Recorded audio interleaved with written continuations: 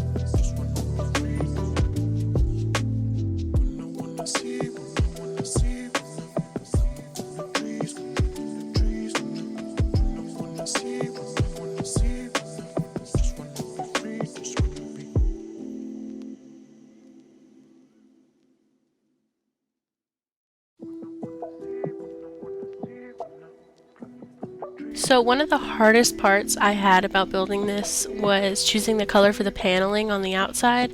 The roof, pretty basic. There's not a lot of base game options, but out of the ones that there is, it's not too hard to pick which one you want to put, just whichever one looks the best. So I went ahead and picked that, and then I went and moved on to the paneling color of the walls, and it was a struggle. I chose a couple different ones. I liked the ones with the white on the edges, but it didn't go everywhere, and that was really annoying me.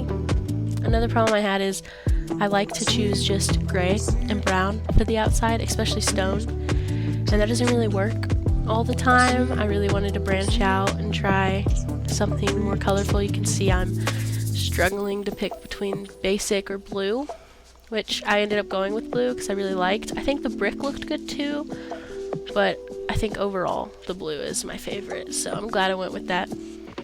Let me know if you had any comments about what you would have picked. I'd love to hear your thoughts on that, especially on some of the other design choices I made. Feel free to comment on any of them.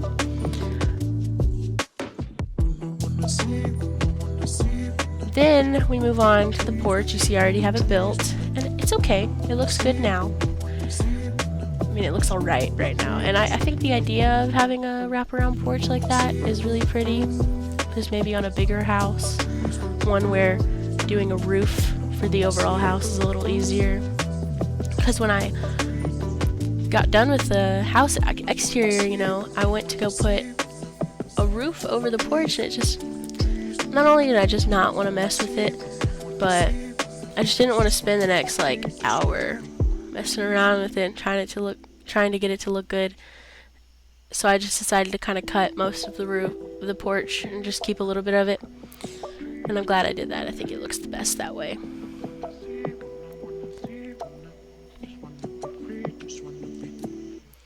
Another struggle I had is limiting myself to base game. It's not very hard to do. I've used base game for years when I was playing on a PlayStation, so I'm pretty used to the limitations brought about by that. But now that I'm spoiled with CC, I was like, man, I really don't like these windows. I have some open style like they're open windows that I like a lot better, and I wanted to use those, but obviously I was limiting myself, so I decided on some, I don't know if I can remember what they're called. I think it's like urban something, and they're pretty cool. I like them a lot. I think they're pretty. I like the, I don't know what they're called, shutters on the outside. I think they look really good. So I wanted to prove to myself that I could do it, and I did. It looks really good. I think it looks really good. I'm really happy with the outcome and how it's coming together.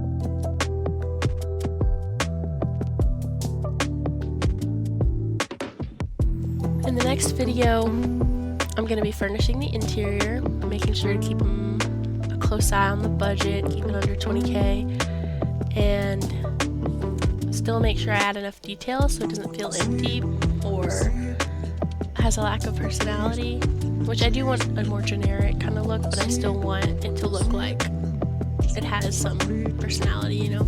So I'll definitely do that. Here I'm placing trees to add some fullness to the lot and to make it look a little more alive. I didn't use the Brindleton Bay trees for the reasons of keeping it base game, but I still wanted trees, so I just picked some that kind of looked like they could blend into the environment and went with it.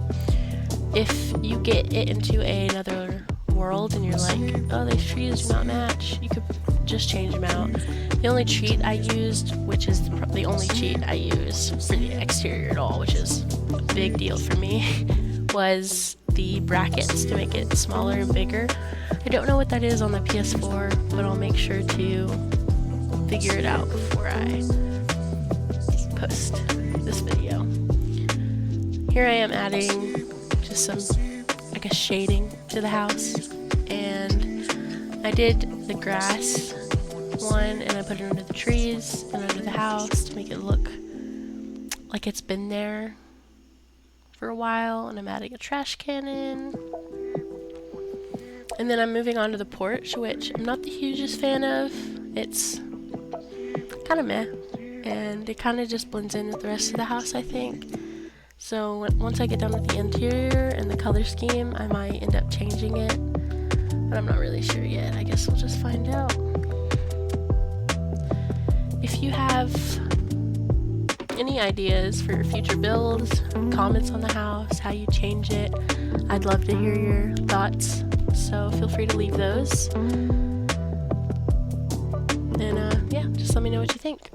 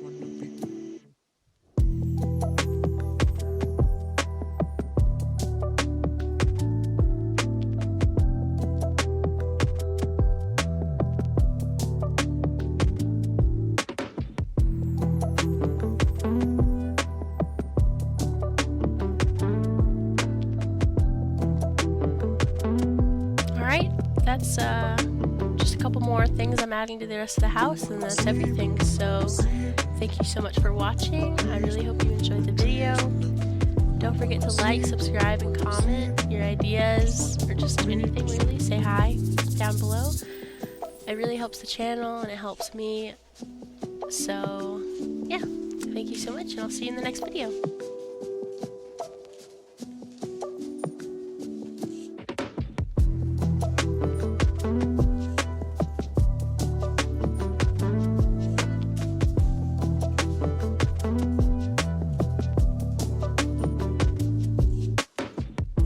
See,